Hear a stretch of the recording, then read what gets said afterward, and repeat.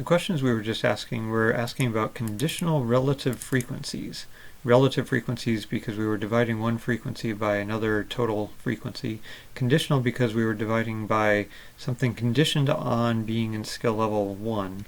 So the question we asked here, what percent of Android users said they're at skill level 2, that's the first question we asked. You could say that's what's the conditional relative frequency of being at skill level 2 conditioned on being an Android user, because we were saying focusing on Android users.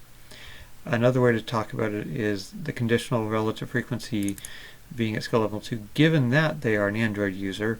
Given that is conditional probability language. So you could also write it this way: if you randomly picked someone out of this table, what's the probability that they're at skill level 2 given that the person you randomly picked was an Android user. So here I've written the equivalent probability notation for these various questions.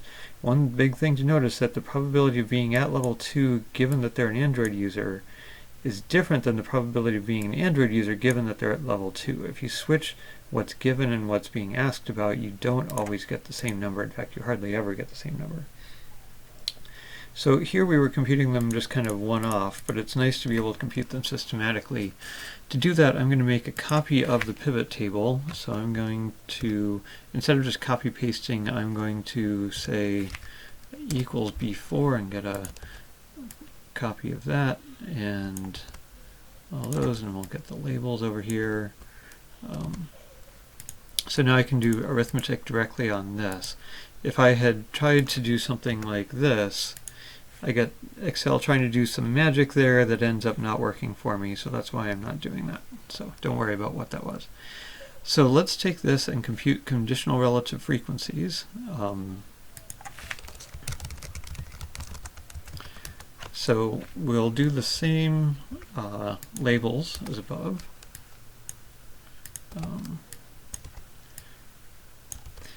But here we'll say take the 3 there and divide by that subtotal, and I'm going to put $signs on the row because I'm going to be copying this left to right and I want it to change to the 18, but when I copy it up and down I want the row reference to stay the same, and then I'll paste that everywhere and put them as percents. So these are conditional relative frequencies computed by columns. Everything in this row, in this column, adds up to 100%, and the division also resulted in 100%. We can also do the conditional relative frequencies based on rows. So we'll, again, copy all the labels. We don't actually need that one. And we'll say this one divided by that subtotal, and this time I'm going to put a $sign locking on the column, not the row. And we'll put all those in there and turn them into percents. So these are conditional relative frequencies conditioned on the rows.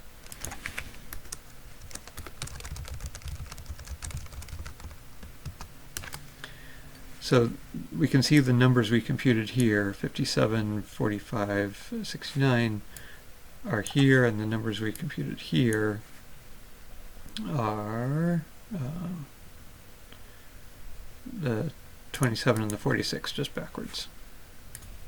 You might have noticed we computed some extra stuff here that's not actually conditional on anything. I don't want to remove it entirely, so I'm just going to kind of gray it out, and we'll talk about it later. Alright, so that was a lot of table manipulation and $sign, careful thinking and stuff. It would be nice if we could just compute those directly in the pivot table, and it turns out we can. I'm going to highlight the entire pivot table, go to a new sheet and paste it there, so it's still acting as a pivot table. And actually I'm going to paste it again here, and again here, and again here. And we're going to do different things to this. Here, let's compute the conditional relative frequencies by column. To do that, I'm going to go over here to count the summation values thing, count of EID number, I'm going to click the little down arrow. On a Mac, it looks like the letter capital I, lowercase I in a little circle. I'm going to choose value field settings, and instead of summarize values by, I'm going to do show values as. That might be a separate menu on the Mac, I can't remember. And instead of no calculation, I'm going to say percent of column total. Okay. And here it's computing, it's doing all that division for me so that these numbers add up to 100%, and it shows that they total up to 100%. And again, that grand total, that's not really a conditional relative frequency. It's actually called a marginal, and we'll talk about that later, but for now we'll gray it out. We can do the same thing for this pivot table, except show values as. Instead of percent of column total like we just did, we'll do percent of row total. And we get the same numbers we had just gotten on that other sheet. And again, these numbers aren't exactly conditional relative frequencies, so we'll gray them out. And then later we'll do something more interesting with that one.